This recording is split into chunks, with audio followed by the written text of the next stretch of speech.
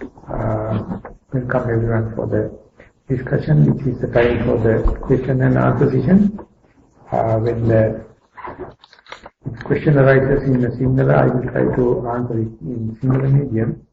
And when the question is in English, I will try to put it in English. Next is in English. We all know that Ratana Sutta is Ratana Sutta is a stanzas of blessings. However, most of the stanzas are based on Sangha or Sotapatti persons' qualities, not Buddha's qualities, which are vast and countless. Is there any special reason why Sotapatti Sangha qualities were selected? Also, he is generally described as Sangha. Can Sotapatti lay people be called Sangha? Much made for your time and time to answer this. මේකදී ඇත්තටම වෙලා තියෙන්නේ this is a higher opportunity. The Ratana Sutta is basically you are reciting all the three, Buddha, Dhamma, Sangha, but the Buddha's and Sangha's quality confined to the borders, and the middle area is completely through with Sangha qualities. That means this is the most common and this is the most available thing for someone to recollect it. And next thing is easiest thing for someone to develop Sangha qualities. The last part is giving the hint in this question. What is the definition of Sangha? Can a layperson recognize as Sangha?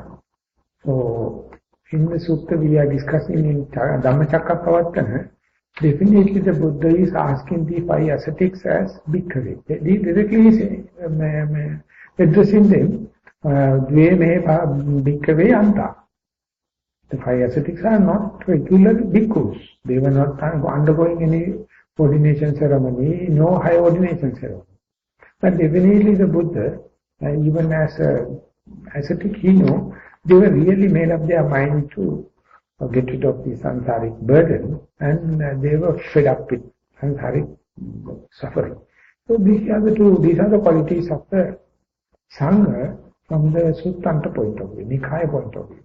So therefore, he whoever understood the burden of samsara dukkha, and then trying to get rid of, can be called as Sangha.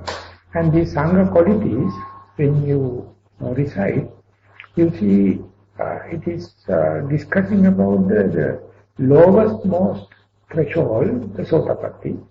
And therefore, when you are reciting it, it is to invoke blessings. So by reciting blessings of the qualities of the Sotapanna, why not you become Sotapanna? Then you are already in bliss. The practical hint is there. Why you are calling for others, invoking blessings of the other people, this lowest layer is at your doorstep.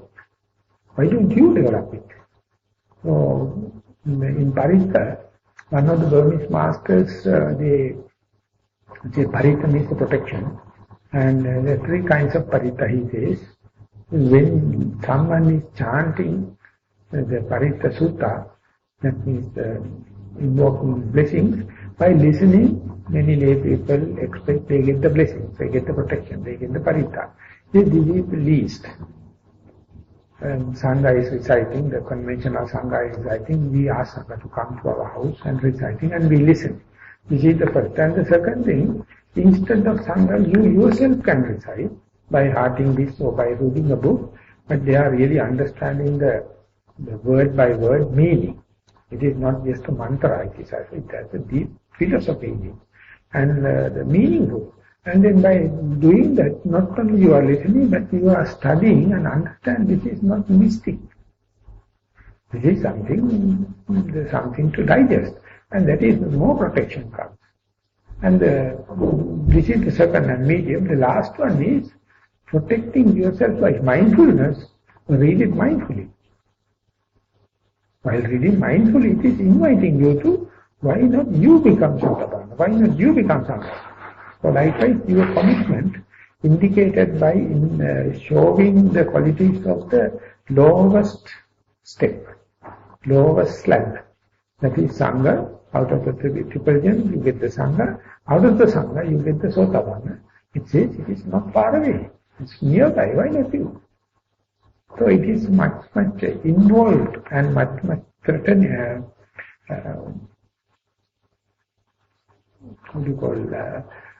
Impact. It's giving a hint to you. Don't expect from outside. Why don't you become? So these are some kind of a hidden meaning. So therefore, more and more you go in search of this kind of thing. It's invariably or indirect way inviting, why not you? Always be mindful and then get the protection of Dhamma instead of running all of a sudden to the temple and ask monks to give the recitation and get the blessings. All the time you can entertain. Bhante, could you please explain the definition of chitta? Durangamam, Ekacharam, Asariram, Uvasayam. These are the terms the Buddha gave, some hints. And very difficult to give the concrete definition because it is such a transient thing. So there is no such a permanent shape or manner or kind of thing to define the chitta. It is Durangamam. It can go without the time dimension, quickly go to the fast distance. In the science basis now, I can't remember, there's a term they have found in the quantum physics. At a time it appears like it can manifest in two places, like it appears. Dualism. Not the dualism.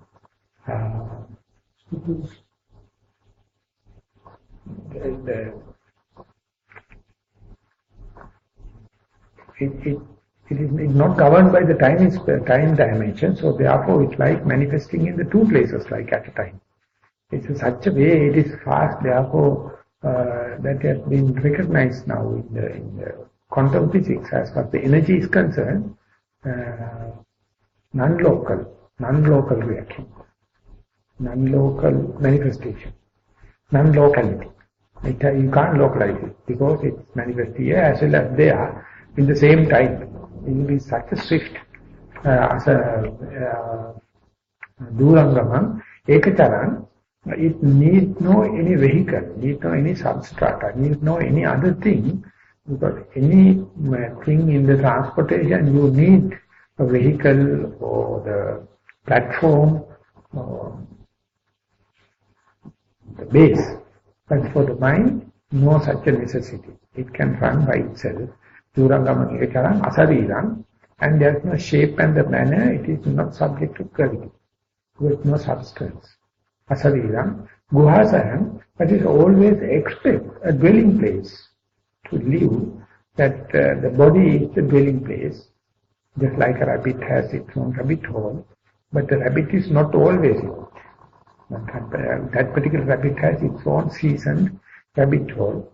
Likewise, this mind also living in the chitta is living in this body, but not bounded with it. Whenever necessary, it can come and rest. These are the qualities the Buddha attributed to the chitta in that particular stanza. So this is always, whenever you try to define the chitta, you find it is electric. There is no the conventional way you can define it each and every time. It is electric. It is so living, so dynamic, and therefore the moment you give the definition, it is not valid for the next chitta. Next chitta is still a fresh one. And the next one is still a fresh one. So definition means you caught up in the time and the space, but it is not applicable for this idea of chitta. Whenever chitta becomes corrupted, whenever chitta becomes stagnated, entangled, then it can get a lot of slowing down process and bogged down in the time and space. Whenever it becomes by itself, the intrinsic nature is not easy to define. It is called ineffable. It is called undefinable. Difficult to put into words. Because this is the root cause for creating words, creating definition, creating perceptions, measurements, everything.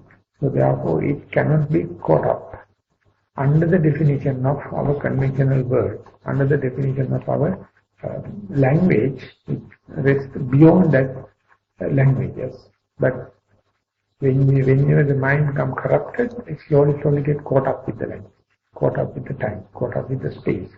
And therefore, the corrupted mind, you can pinpoint and say, you are a such and such culprit. But the refined mind is not falling under that kind of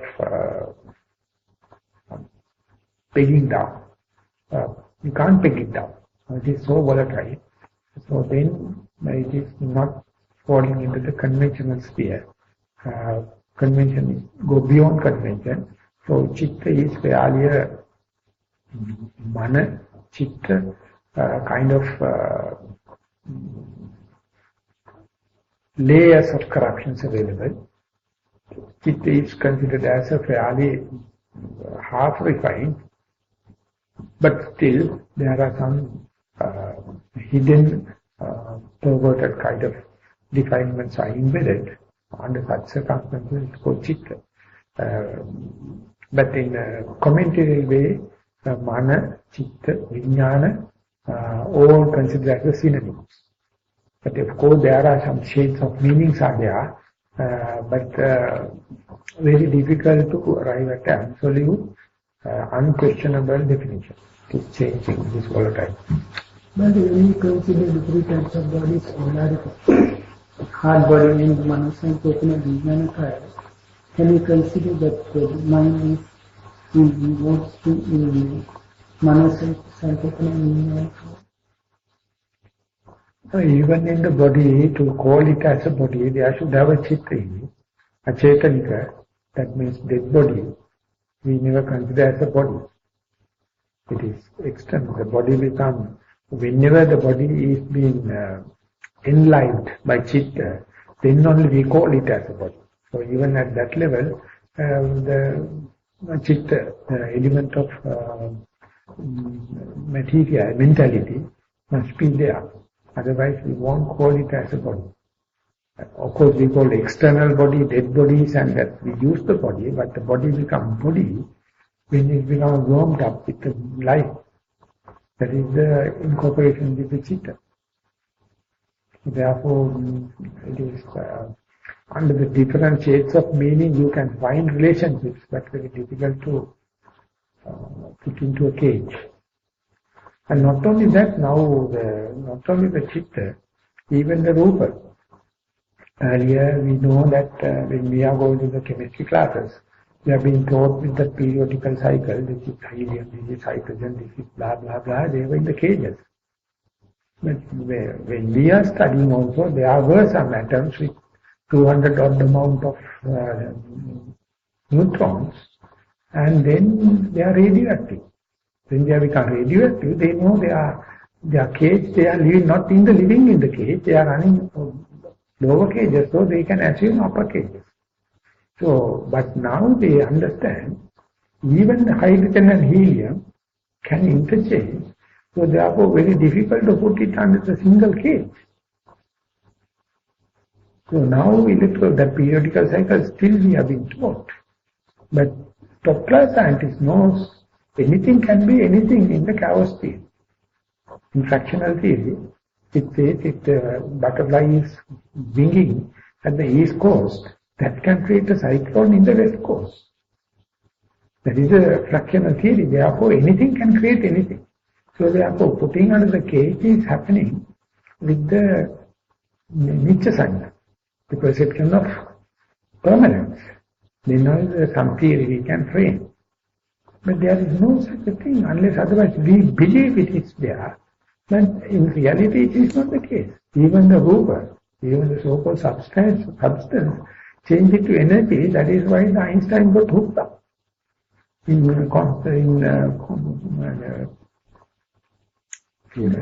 theory of quantum. He ultimately changed regret. How nice if I have not discovered this theory, because it creates so much of a problem for him. Among the convention and the absolute, he went into the threshold, and the matter and the energy he defined.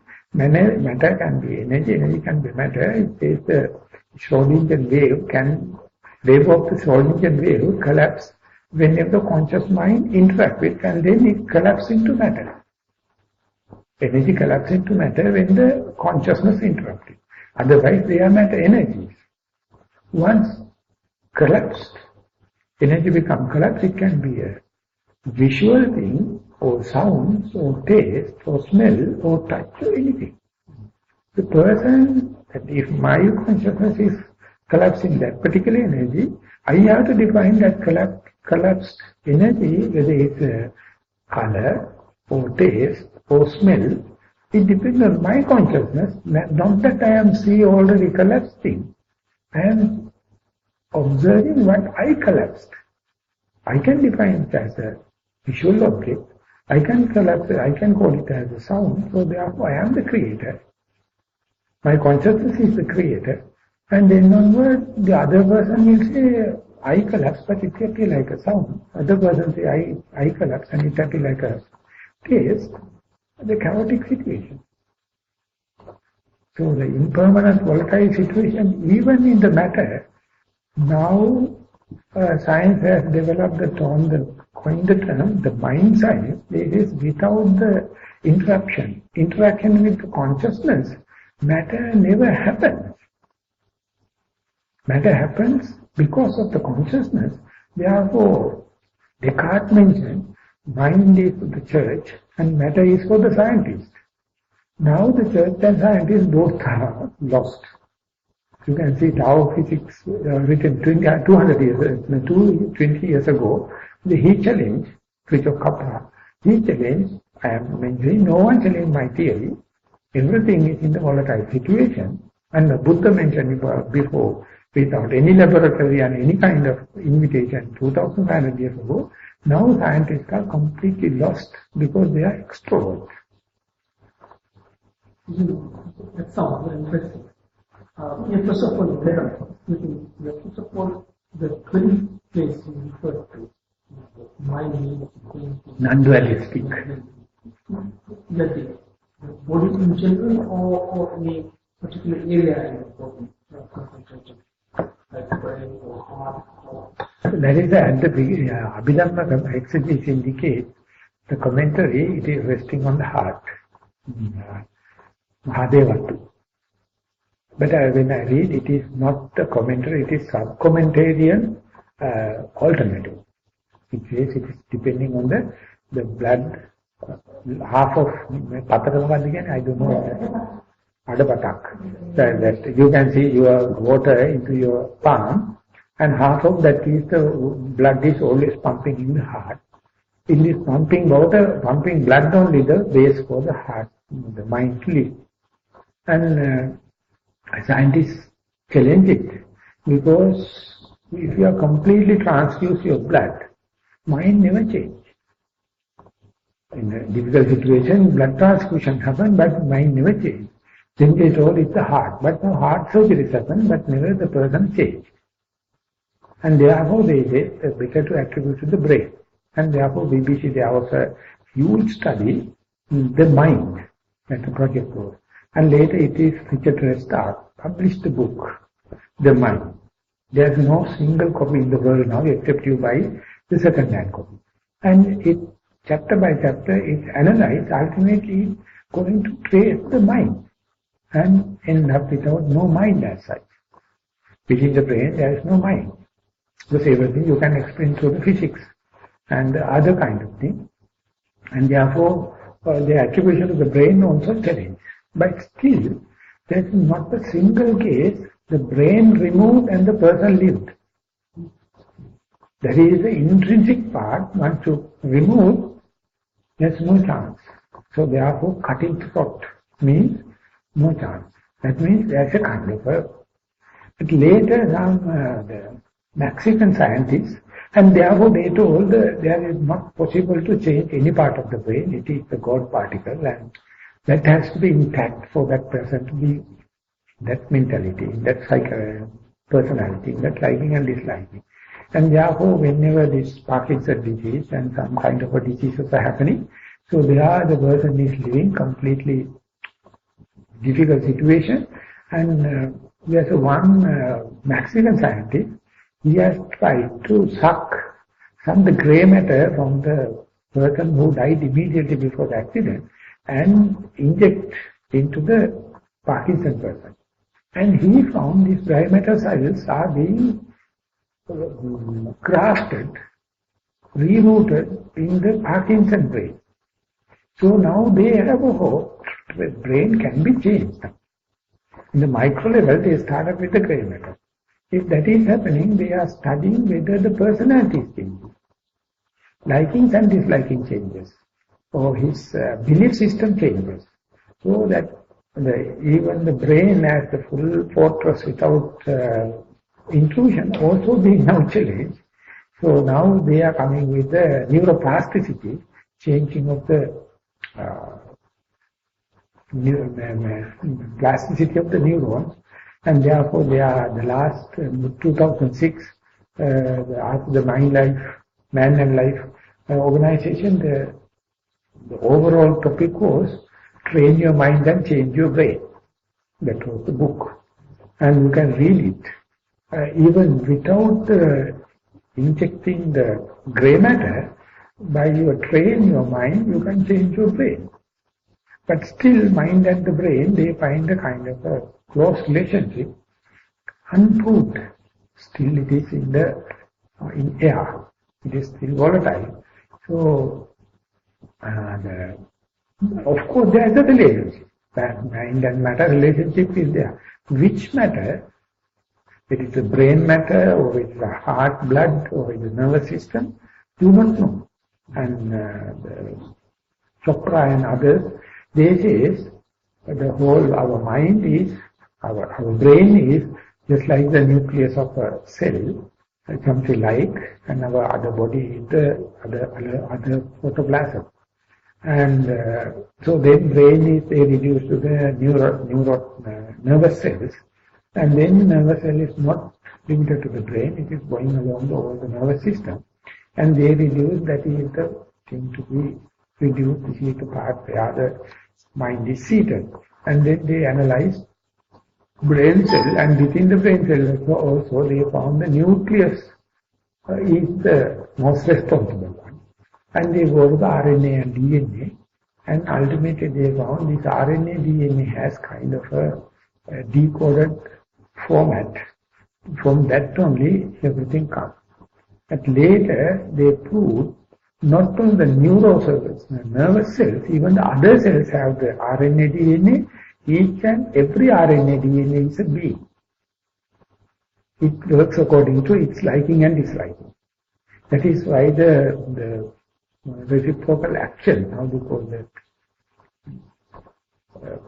Doctors say that whenever the burning happens, we pull the hand without the consulting of the brain. Autonomous nervous system indicates that always it is not consulting the head office. It can take its own decision at the peripheral level, and each and every cell is individual. It has its own Namakaya and Rupakaya. So one person is just like a beehive.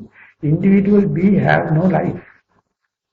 If you study the beehive, the female bee has a routine work, only the cleaning and taking care and all the kind of thing.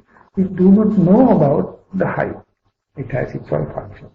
The male bee is only the copulation, that's all, and during the swarming they come, and after the swarming everyone will kill and remove.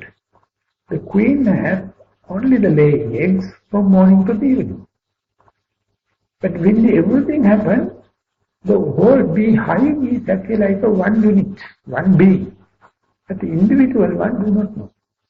If you see an ant hill, if you look at the normal ant or white ant kind of thing, the community work, it's a beautiful system responding to the climate and all the kind of thing. But if you take individual, they are robots. They run. Likewise, our part and particles are also the same. And ultimately, when everything comes put together, then we form the identity card, we give the name, and we give the driving license and every kind of thing. But when you cut off into the tiny particles, you find that there is no difference with the human and the bacteria. RNA, DNA wise, they found 98% of the bacteria and the human is the same. But we call, you are New Zealander, I am a Sri Lankan, you male, you female, you are orange, I am not, and so much of fight for this 2%. 98% we are the same. Every fight, every discrimination is for this 2%. And the Buddha says that is sunya. It's insignificant. Because beyond 5% from the scientifically they accept as something significant. In less than that, the Buddha says that our fight is just inert. We have 1,001 reasons to say we are all the same. Brothers and sisters, we are human. They are not alone. But our religion, our subjects, our teachers, our parents are asking us, that is a callous way of living, to recognize your patriotism. You have to safeguard this culture. You have to be blah, blah, blah. Ultimately, we don't have enough time. But if you see the common character, and writing the book, Mind Science, the first concept, I think Turman or Goleman, he says the whole human historical background can be summarized up to 6,000 years or something like that, Greek and Indian. And so much of 1,000 years before, he was still photo, the Socrates is talking with the slave, happening in the Greece. So he's interpreting. Socrates is the highest brainy man under such circumstances, even up to now. And the slave is no one. He is not a full soul, it's a half. Which is depending on others and he has no saying, everything is decided. But now, scientifically we can say, 99% both are the same. Socrates and the slave is the same. Socrates was very smart at that moment and he pervaded his power.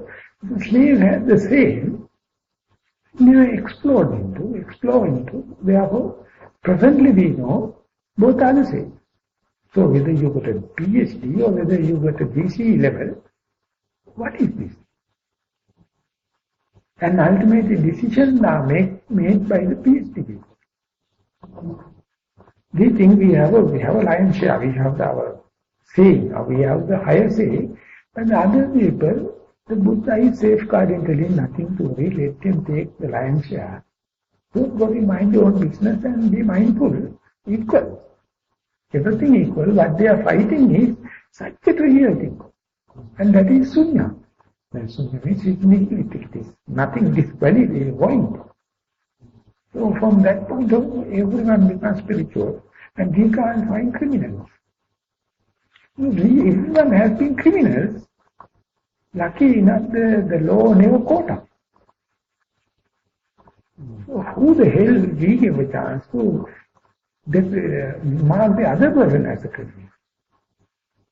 So in the humanity, if you come, you find there's no tension to protect it. This is protected already. Why don't you entertain it? Why don't you throw a party? And say, why not? Why? What is this? Everyone is equal. And then, if you say he is not, let them entertain. Never mind, I am not. I am going to say, no discrimination. All the discriminations are in the convention. In the absolute terms, the Buddha has already given the verdict. All are in the same boat. No one is higher, no one is lower. If they claim as higher or lower, that is their mental aberrations. If they are healthy in the seeing, they will consider everything. It is very why it says, when you say go to the river Ganges in India, thousands and thousands sand beds you can see. The Buddha says, each and every grain of sand in the sand bed equal. So becoming Arahant means you become a jet with the sand grain in the sand bed. You're never going to claim that I am so and so. All the claims are disclaimed. That is why you become yet another person among the Arahants. So therefore it is very difficult for acclaimed people to become Arahant. So they have to give up all accumulated. But other people also difficult to grasp this deep, profound idea of the Buddha. The Buddha says that you yourself created this world out of your conceptions and perception, and you bow down in your perception. Why don't you accept what I say? Everyone is equal, everyone is human, and human have the potential to become enlightened. No one can deny it, no one can suppress it. It is open. Individual has to accept it and claim it. That's all. So the non-local relationship, mind and matter relationship, everything now, lucky enough, the science has taken the subject, though they have not given the definitive answer, they have surrendered. They can't give an answer, but they have given it ever subject to change. So therefore, I am telling, if you all have any love, compassion to your younger generation, teach them mindfulness and ask them to read top-class science. Exactly the same. What you gain in the mindfulness is exactly what they are observing in the CERN, where that atomic blaster and the quantum physics, everything are now merging. But without the understanding of mindfulness, when you read it, you can't comprehend what the scientists are telling you. Because they are in a chaotic situation.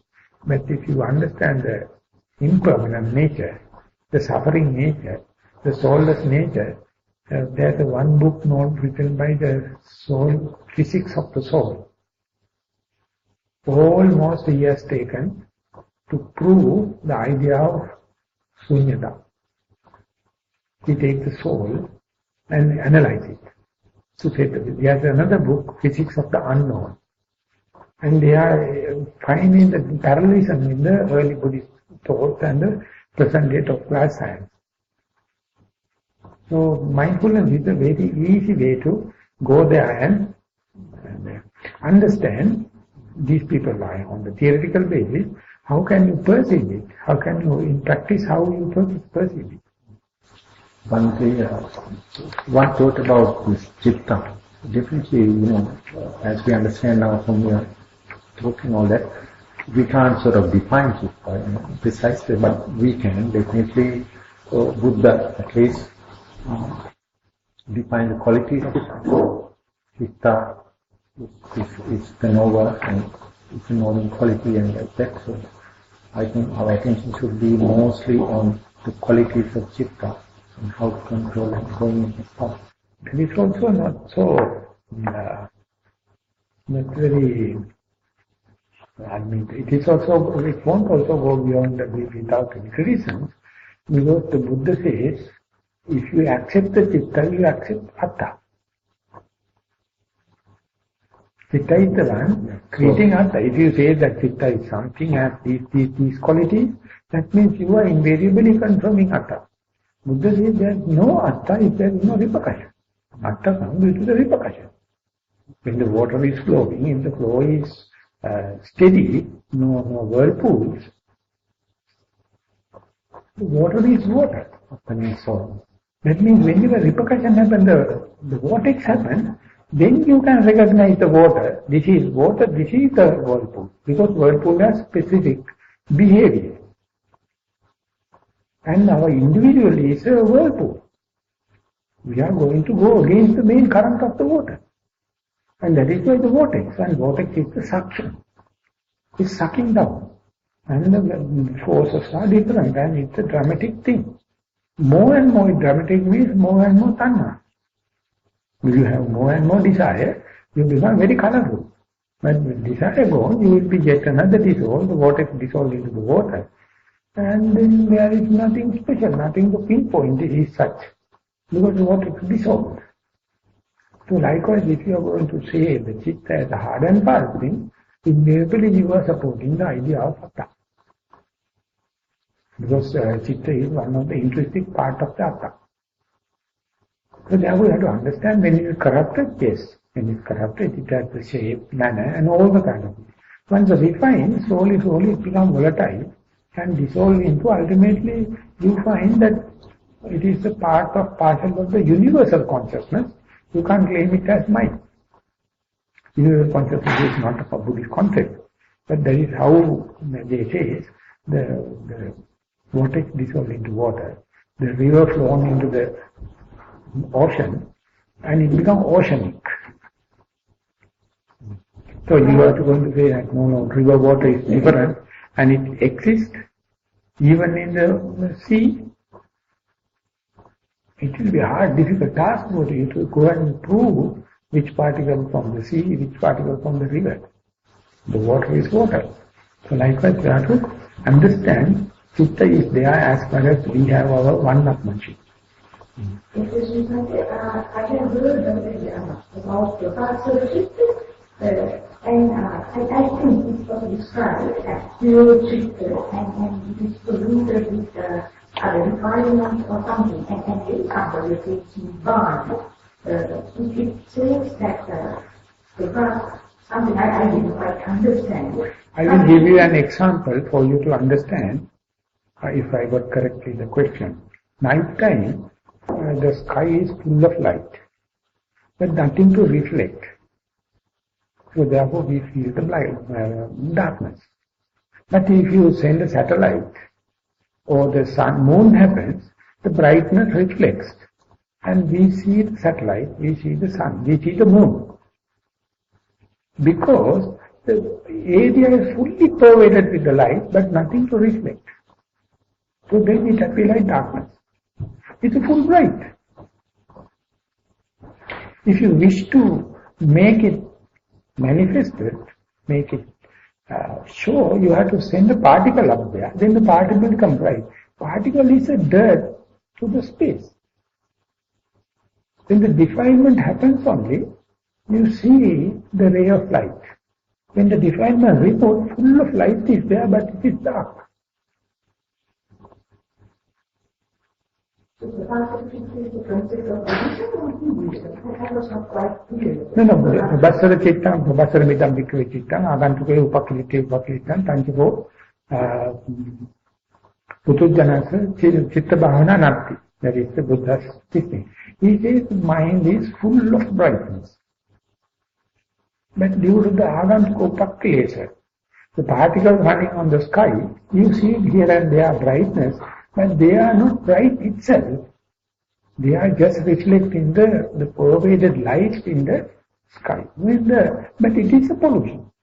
As far as the light particles are there, that's a kind of a pollution. But knowing that, you remove one by one. What happens is, complete brightness is there, but it is not showing it off. Prakasha Vendina. But at that level, darkness and the brightness is equal. I believe that there is something called philosophy and that is why you have to define what you mean by thing. It is called akinchana. Kinchana means something. Topasara chitta is akinchana. The opposite of a thing. Thing is something existing. Existing thing is subject to change. There is no peace. So Buddha says, something not changing is the peace. Oh, it is somewhat pacified. So as far as something existing, it is changing. If it is Patavi Apo Tejo Vayu, the existing thing, they are changing. But Akasa, nothing. Therefore it is not subject to change. So material-wise, Akasa is just like Nibbana, not subject to change. So you can't suffer. So with respect to the matter, only immaterial you can understand. That means Patavi Apo Tejo Vayu is existing and it is in the huge space. And even if you remove all the Patavi Apo Tejo Vayu out of the whole space, it is less than 1% of the space.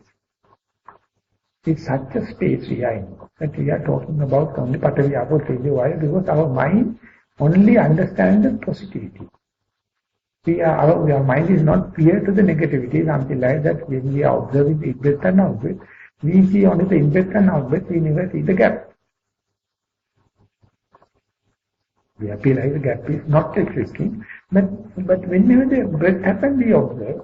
But when it ceases to exist, our mind loses the grip, and then going to a dark space, and in the out-breath, you understand it.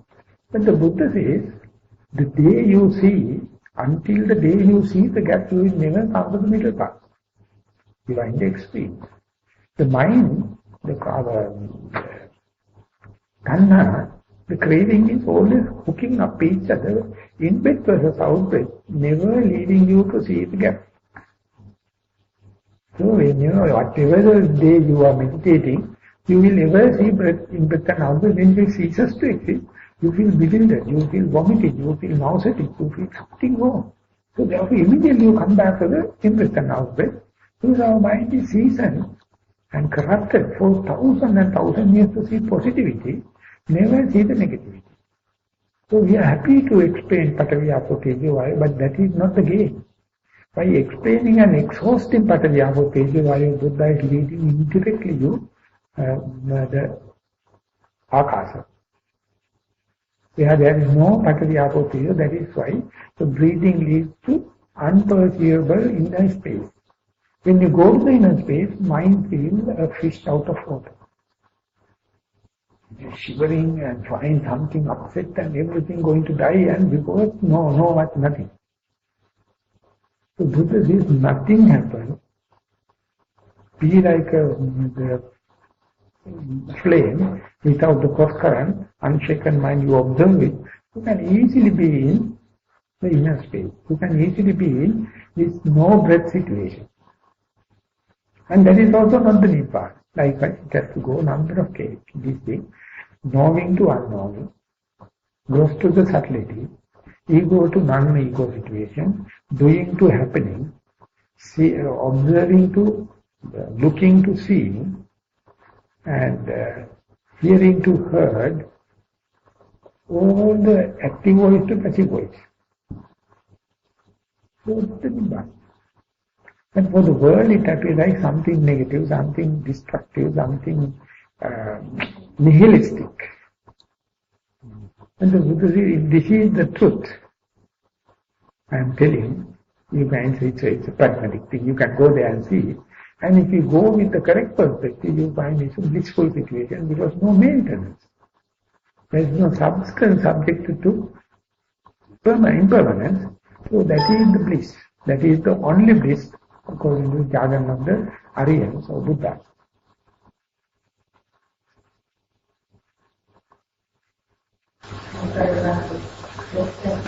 This is how I understood it, that you're only one your thoughts thinking this is my thoughts, but that thought itself is not me. So in between thoughts there's a gap. By reducing thoughts, you are invariably falling into the gap. Then you feel you will not thought. You will shocked, you will get dislodged, you will out of space. And you feel something to you, either enforce some thoughts or enforce some fast breathing, or open your eyes and kind of find a hook for ego to rest. Between thought there's a gap. Between pain there's a gap. Between Patavi Apo Tejo there's a gap. And that the gap is the one the physics people say only 4% is matter, 26% is dark matter. 70% is just dark energies.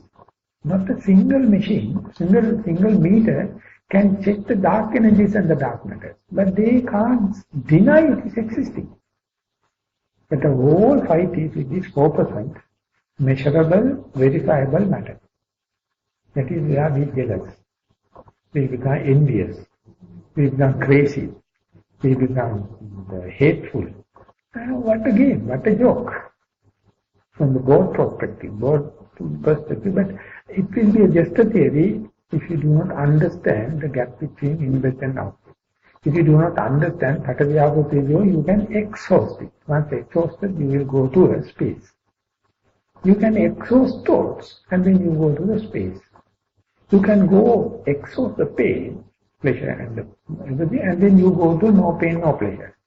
And there are nothing, no taxing, no maintenance. They are the nature. But the thing is, there is no necessity of a self over there. You become a no one. That is the fight. Wherever you get there, you claim, I have my identity card, I have my license, I have my photo. How can you say that I am not? Meditation is so quick, it is bringing you to the situation even within few hours. That's our de-learning process. To understand this, appreciate that, that is why more than the giving of the present, accepting of the present is the most important. That's one English proverb, I don't know exactly. So likewise, all the four elements are coming and presenting the truth all the time. But we fail to see the message, we see it in the positivity. We try to find the answer in the things. But the answer lies on the nothing, in the non-existence, in unconscious, in the unseen area, the subtle area. But when we go there, we become nauseatic, we feel boring, we feel uncertainty, we feel fearful. So that is why the sila is necessary. Just to say, believe the Buddha, go, dash through. And sometimes I feel that for that you have to be a male. So everyone is blackguarding me, telling that doesn't indicate that female can't go to the link. But I am telling, you have to be intruding. The Purusha Gati, you can encroaching, dashing through. Whenever situation happens, you say, come go Chicago, never mind, I will go, I will do. That nature. So some people told you are using the wrong term, you are using the masculinity, not the female male. Masculinity is the intruding nature. You have to. At that level, nothing to exert, everything is given to withstand this situation. Even the senses are not working, even the thoughts are not there, even there is no reference point, I never give up. And that's true. And go. They are to have a little bit of faith on the Buddha and all the Aryas, those who have done this adventure. But later you develop your own. But to the last drop of our energy we fight against. To the last rational thinking we fight against, telling it is irrational, it is not the thing that I am searching. I need Nibbana in this life to throw a party, to show my wife or show my husband. That is the thing we need.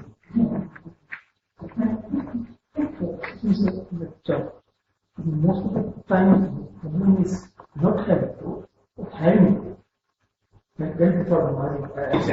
Still you have not familiarized with the not having thought. Yeah. Not having thought is you are lost. When you realize that your mind is becoming calm and quiet and you are concentrating, you are concentrating on the point of it, that inhale and exhale.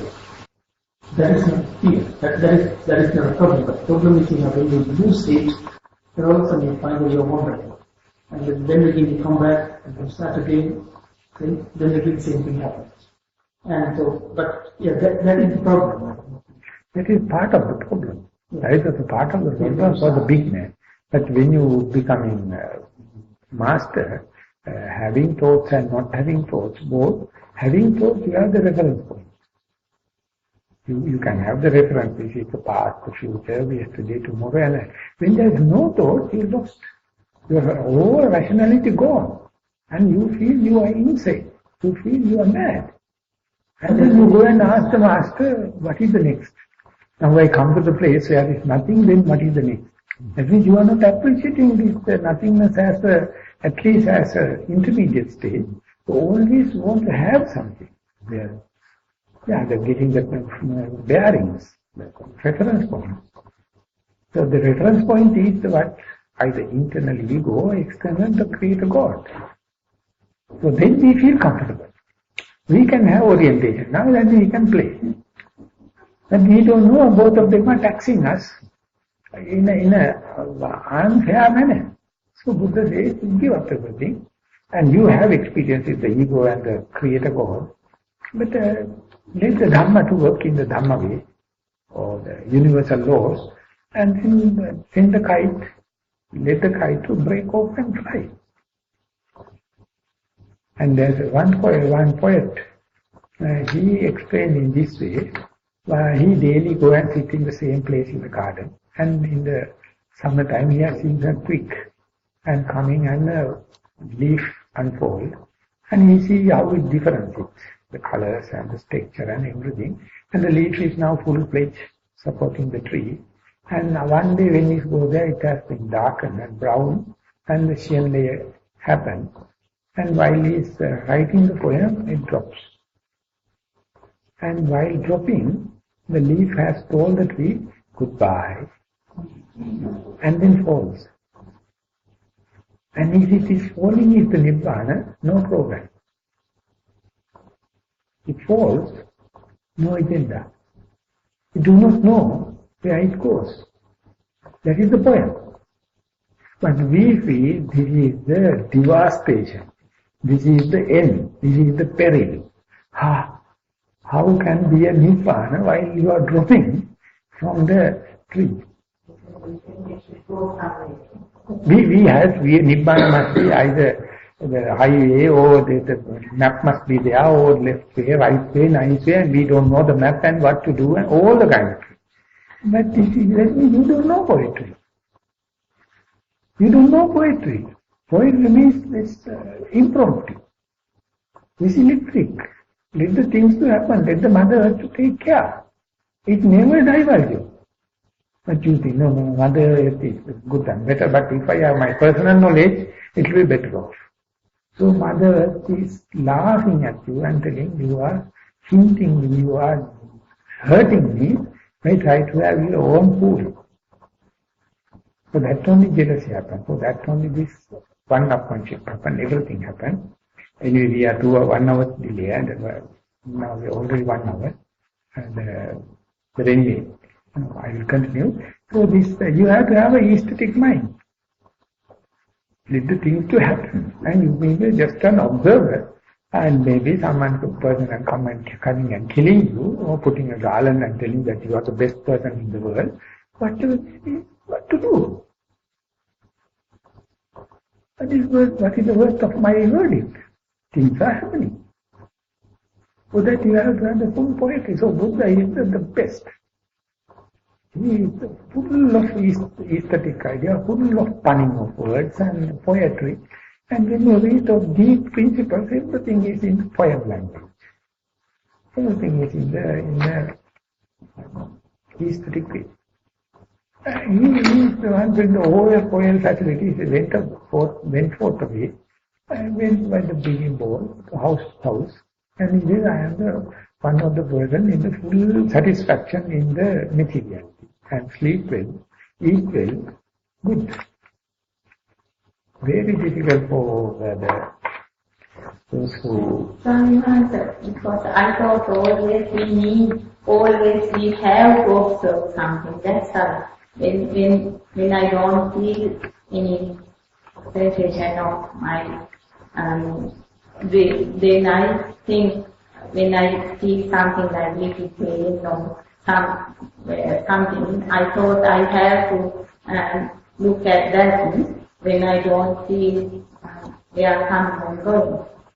That is why he says that he feels no thoughts are better, but thoughts are bad like. So beginners like that, but ultimately you go to a place, no pain, no thoughts, no suffering.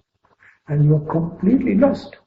And that is the place if you can see, you can forbear it. You can withstand it. And that is the yogi. That is the meditator.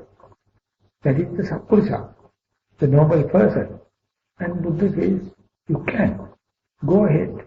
Go ahead. More and more you go there, you are sacrificing your rational mind, your deductive knowledge, your inferential knowledge. You let the thing unfold. And everything is happening rather than your willful action and intentions and the tension and the stress and everything. Things are happening in their own way.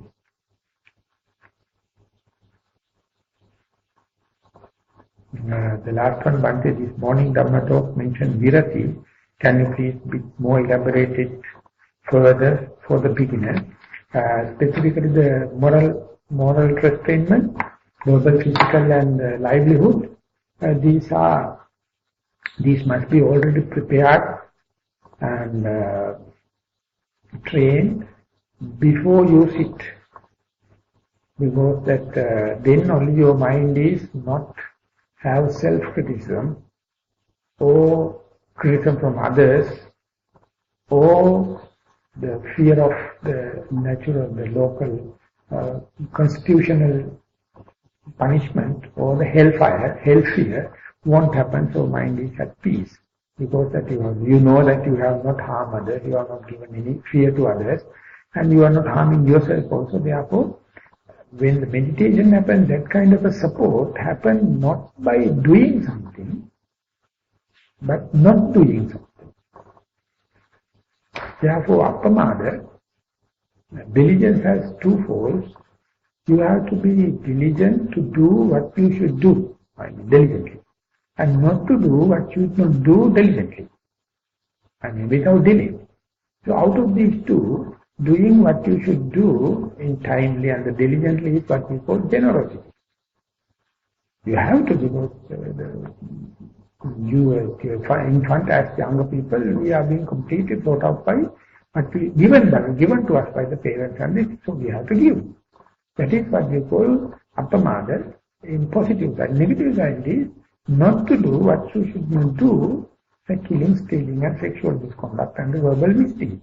Because you are not happy to be killed by others, so therefore in the same ration, you must not kill. And doing what you should do, you have to have money, the people, space, everything. But not to do what you should not do, it is coming free of charge. By not killing, not stealing, not sexual misconduct, not verbal misdeeds and intoxicants, so it costs nothing. No time, no space. But the merit-wise, not doing what you should not do is enormous, immeasurable. Doing should do what you should do is measurable. Generosity is always measurable. So Buddha says, the intelligent people don't give much value to the diligence to do what you should do. Because they know the diligence not to do what you should not do is immeasurable. But it helps in the meditation in a point of in a confidential way. It gives the confidence for you, I am not harming others, so therefore I can't expect any harm, any fear. So therefore it helps, of course, in the sitting meditation as a virati, not doing something, but not doing something. And not doing, it is happening. It's called virati. Rati means virati means that doing away with. You do away with this thing, and it is necessary. For example, when you are doing an operation, you must make sure no germs are in it. No chance for the germs to come in. Then only you can perform the operation in the theatre, surgical operation. Otherwise, you have to immediately stop it, because that you are opening more and more new tissues, specifically with the germs. So you have to remove the germs inside, but make sure no germs are coming in. Equally, when you are growing a vegetable plot, a sound fence must be there, otherwise pathogens and the predators come and eat all the succulent plants. So the plants can't protect itself. So farmer has to put a fence. Within the fence only the growing happens. Likewise in the meditation also, mind culture happens in the face of this virati chaitanya. Virati means prevention, some kind of preventive, and it is absence of physical, verbal deeds and the livelihood which must be assured, otherwise the natural growth of the meditation won't happen. Aruti virati. Same, virati means that do away with. Keep the center free from germs. Keep the plot free from predators and pests. So it is, the plants can't do it, so farmer has to do. So likewise we are coming to a monastic atmosphere, we are free from other social upsets, but internally we must have our own confidence. We are not damaging others, giving fear to others, so therefore we are also free. We are also protected. This is called virati, doing away with.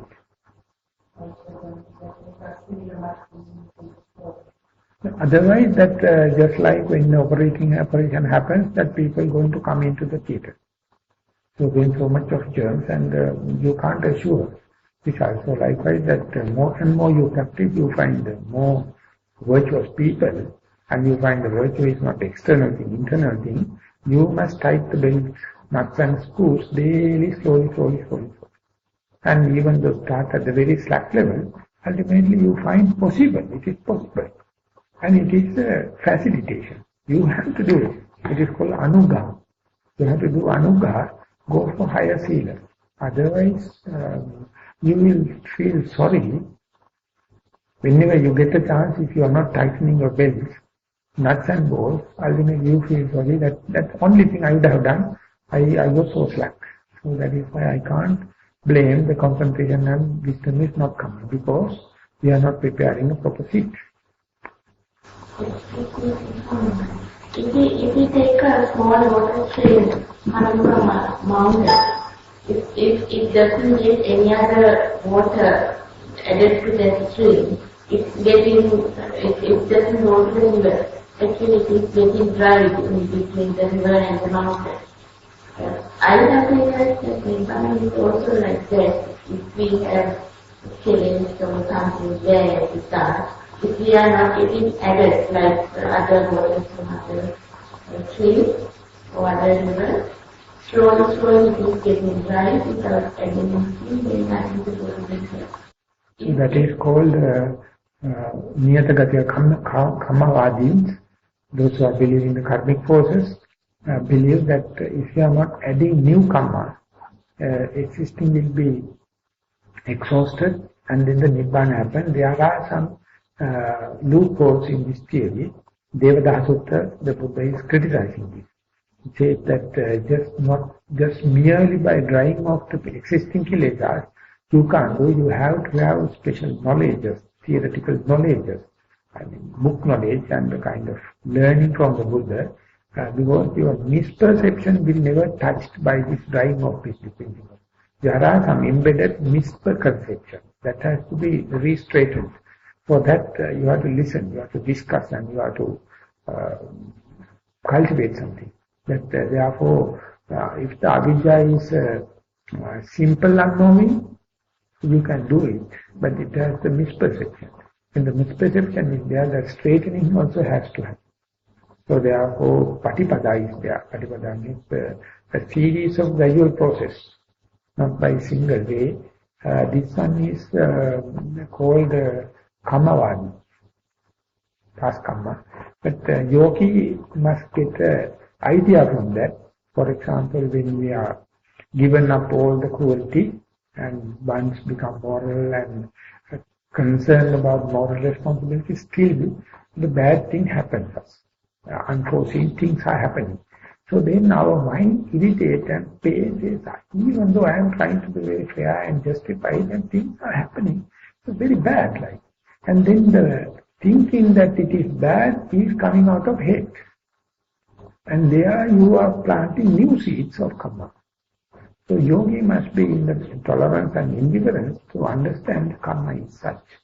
Let that happen, not to implant new seeds. I will not react to this situation. I will not hate the agent. I will not hate my feeling.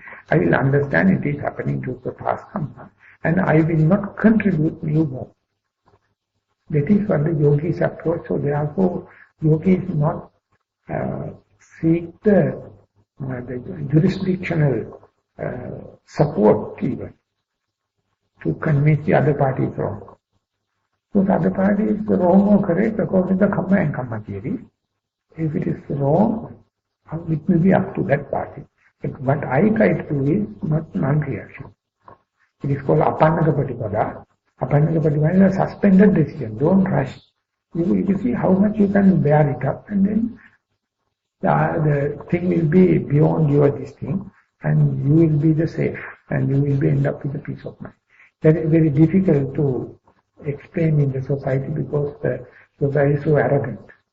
So it says that people will say, if it is wrong, you can't live in this world, forget that you have to fight against and all the kind of things. Yes, at the beginning you do, ultimately when you become mature, we will accept this stage. So 1 hour and 15 minutes. Based on the situation at the next birthday, I'm really reflecting. I have done nothing happened to me, but I'm not like to do, so I just go out when it's good for me. Very hard, but it's good for me, I realize. So if I have to add, I will add 3 points. One thing is, this is the way you can accumulate all the 10 perfections at one tournament. That's a paramita upetona evelata. Second thing is, this will be your sermon silent sermons to the world, without giving the total 1 hour explanation. You just go there. And the third one, you will see miracles soon. People will come like so tamed, even the hateful people, if you just keep your integrity, your dignity, you never go down, you just maintain your dignity, not reaction. And ultimately the justice will happen in a completely different way, and then the Dhamma is living. So we are nothing to propel it. It is happening. Only thing is, let the Dhamma to work. Don't let your crafty mind to take upper hand. One-upmanship to upper hand. Your smartness to come. If it is happening, understand this is the self. That you have to disclaim. Just see, I am living a Dhamma way. Let the thing happen. If it is good for Dhamma, good for me. Never mind. Miracles happen. Let it go. Okay, now it is, we may, now 2 o'clock, 2:17 is my clock. So I think till 3 o'clock we have to have a walking session, and 3 to 4 sitting.